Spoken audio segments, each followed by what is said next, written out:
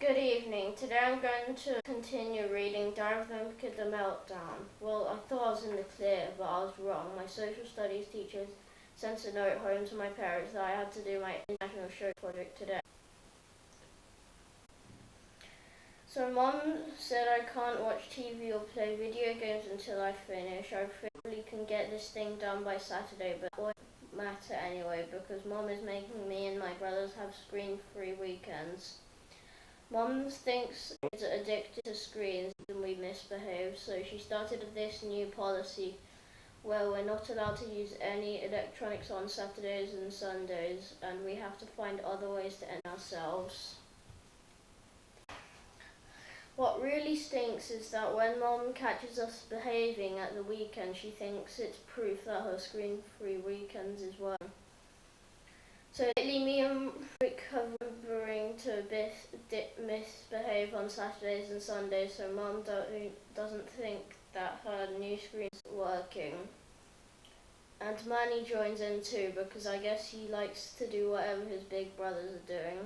Mum says these days don't know how to interact with one another because we're always staring at our screens. So Mum has been working with me and Roderick on our social skills.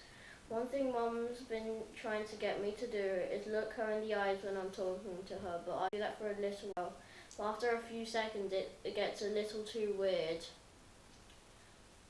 The latest thing Mum is making is shaking. That's all for both of us. Mum wants me to branch out and be friends with some new kids in the neighbourhood, but I'm already friends with Rowley. That's all I can handle, pretty much. Even though there are a ton of kids on my street, I can't be friends with any of them. I already feel like I'm making an exception for Rowley, and the options go downhill from there. Houses are half up the street and Rowley's is near the top. Sometimes it's a pain to go and see him because I have to go past Fregley's house to do it, and 9 times out of 10 Fregley's in our yard. Across the street from Fregley's Jacob Hoff, but he almost never comes outside because his parents are making practice. And either side of Jacob are Estano and Gabriel, who are in my grade. Estano and Gabriel are nice kids and all, but they both bad. Those two are like for each other. 2 doors down from me is David. He's best friends with Joseph, a rookie, who's always doing something self-injured. Next door to Joseph is Michael Pickett, who makes a killing selling printer. And Mark knows one day that kid's gonna be a millionaire. Michael lives next door, 1 year younger than me, who everybody calls Speed Bump. But people steer clear of him because his 2 older brothers are already in jail.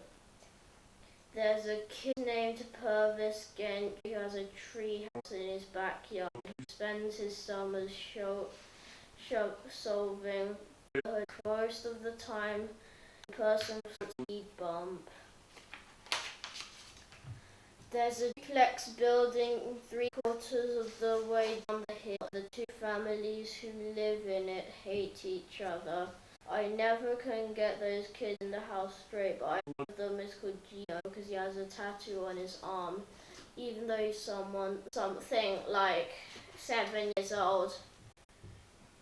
There's a boy who lives with his grandmother a few doors down, and his name is Gibson. Everybody calls him Baby Gibson because however long time goes,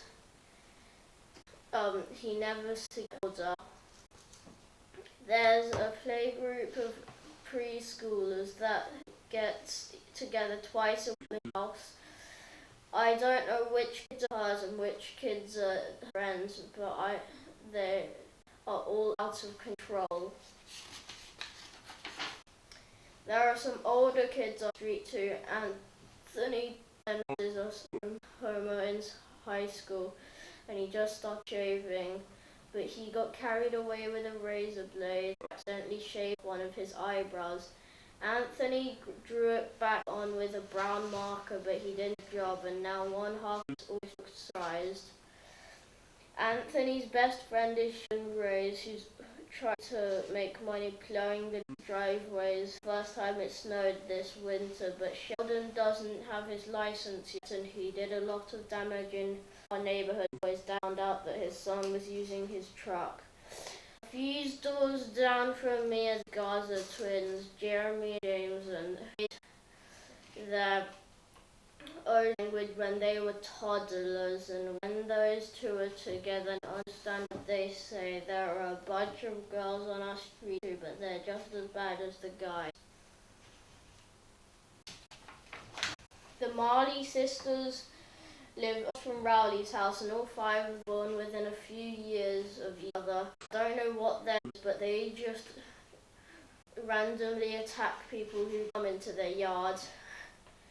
Amelia Greenwell lives a few doors down from the Marley sisters, and always dresses like a princess, and I think she's seen too many Disney movies. Latricia Hooks lives in a bungalow across from the duplex, and she's a 6'2" high junior. Roderick won't go anywhere near Latricia Hooks because she used to bully him when he was my age. Latrica's sister Victoria's in love with Esterno for some reason, and Victoria's and Elvin Trimble dresses like a vampire. In fact, I'm pretty sure Elvin thinks she's a vampire, which is one reason I'm glad I don't take the bus anymore. I haven't mentioned all of the kids who live on my hill, but if I went down the whole list, it would take forever. Mum asked me why I'm not friends with any kids at the bottom of the hill, even though I told her a million times, oh, that won't happen. Surrey Street is divided into two halves. There's Upper Surrey Street, which is the hill, and the Lower Surrey Street, which is the flat part at the bottom. Even though we all live on the same street, all hill kids and the non-hill kids can't stand one another. Living on the hill is no fun. First of all, it's really far from the school, and that the last stretch of the day is no joke, especially when it's been hot like it has been lately. The worst thing about living on the hill that there's no you can do on it. If you want to play with a ball, you can forget on it. But the kids who live at the bottom of the hill, their part of the hill is, so that's why all the athletes come from the Lower Surrey Street. The thing is, the kids who live at the bottom of the hill think if one of us hill kids come down to play, the lower Surrey Street won't let us. And the reason it took me 4 years to learn how to ride a bike was because I had to do it in 5-second spurts. But when it snows, the tables are turned. The Lower Surrey Street wants to use our hill for sledging, and that's when we give them a taste of their own medicine. Most of the time we can get the Lower Surrey Street kids off the hill, but they're sneaky and sometimes slip right past us. A bunch of kids bought the same winter gear as the hill kids, and it was before any of us caught on. If you're a Surrey Street, you're either a hill kid and a non-hill kid, and there's no switching sides. There's a kid named Trevor Nix who lived on the hill until last summer, which is when his family moved to a bigger house at the bottom of the street. But the kids down there still consider Trevor as a hill person, so they won't let him play on the street. Us hill kids think of him as a traitor for moving, and we won't let him sledge in the winter, so Trevor's basically stuck in year round. There's a lot of bad blood between Upper Surrey Street kids and Lower Surrey Street kids, which is why we can't be friends, but whenever I try to explain the situation to Mum, she doesn't get it. In fact, none of our mums on the street do. They're all friends with each other and they have no clue what's really going on. Lately though, things have been pretty calm on our street. Our hill kids keep to our side, and the other guys kept to theirs. But if someone does something stupid, this whole place is gonna blow.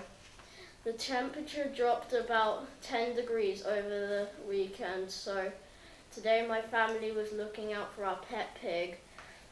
For the Christmas holidays, our family went away and left the pig in a kennel. I guess the pig thought it should have come with us, and it wasn't too happy about being left behind. When we got back home, the pig let us know how it felt not being included on our family holiday. After a few days of the pig acting out, Dad decided enough was enough, and he sent it to obedience school. But the next morning we got a call from the lady who comes from the place, and she said our pig escaped. I figure the pig is probably off hibernating somewhere. Mum says pigs don't do that, but if you ask me, I think they should. If I was an animal, that's exactly what I'd be doing right now on the last day of autumn. I think everyone should get into their pajamas and check out until the spring. When I was younger, I actually tried it, but it didn't work. I used to get super excited for Christmas, and once December rolled around, it was really hard for me to wait until the big day. So one year on December the 1st, I told my parents to go to sleep and they shouldn't wake me up until Christmas morning. I was pretty surprised that when they didn't put up a fight. I went to bed that night and I could only slept until 1:30 p.m. The next day, my sleep schedule was screwed up for the next 2 weeks. Mum said it's impossible for human beings to hibernate, but I'm not 100% convinced that's true. There's this group of wild kids who live on the woods, and everyone calls them the Mingos. You never see the Mingos in the winter, and when they make the first appearance in spring, they look like they just woke up. So if they're not hibernating, I don't know what they do all winter. And the only way to do that is to stay inside as much as possible and keep warm. When we got back from our trip a few weeks ago, there was a package on our front step. It was a Christmas gift from Aunt Dorothy, and when we opened it, there was a giant blanket inside. That thing was amazing. It was really soft, but it was also heavy, which is exactly how I like my blankets. But the only problem was that the gift was for all us boys, and we started fighting over it straight away. We wanted to use the blanket at the same time, but Mum told us we were going to have to take turns with it. But the three of us have never been any good at sharing, so Mum had to make a blanket schedule that spelled out who got to use it when. But that wasn't really fair. Manny has his own blanket, so he was being greedy. When it was my turn to use the blanket, I tried to make the most of it. But it was really hard to enjoy myself because Roderick would start hovering over me when I still had 15 minutes left on my shift. We each got 3 half-hour shifts a night, but Roderick would cheat Manny out of his turn by taking the blanket into a bathroom right before Manny's shift was supposed to start. And Roderick would sit there for an hour, which cut into my shift. So Mum made a rule that we can't bring the blanket into the bathroom.